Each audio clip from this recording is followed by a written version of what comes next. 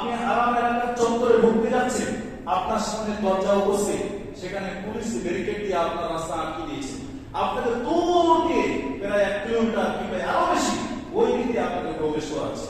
তো এখানে আপনার ধৈর্যের পরীক্ষা লাগবে। মানে মুখ দিয়ে কিছু কথা বললে সেখানে আপনি ধৈর্যের যে বিনিময়, সবরের যে বিনিময়, সেটা আপনি সেখানে নষ্ট করবেন। দেখতেছেন আপনার সামনে সেখানে অনেক জায়গা ফাঁকা রয়েছে, কিন্তু তারা কি করেছে, ব্যারিকেড দিয়ে ঘিরে আপনি ওই দিক দিয়ে ঘিরিয়ে আপনাকে নিয়ে যাচ্ছে। তো এইরকম পরিস্থিতি পুরো সফরটাতে এরকম পরিস্থিতি আপনার সামনে আসবে, মানে আপনাকে ধৈর্য ধারণ করতে হবে, এই ধৈর্যটা নিয়ে আসতে হবে।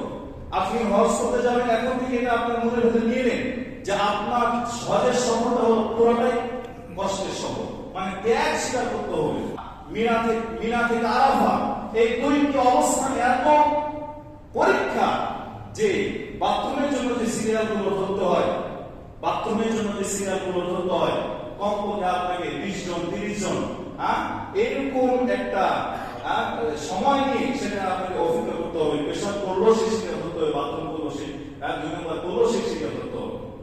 তো এখানে যদি আপনি যদি ধৈর্য হারা হয়ে যদি আপনি এখানে কোনো কথা বা সমালোচনা করেন, সেখানেও আপনাকে ধৈর্য যে একটা বিনিময়, যে প্রতিফলন আপনি পাবেন, সেখান থেকে আপনি বঞ্চিত হবেন।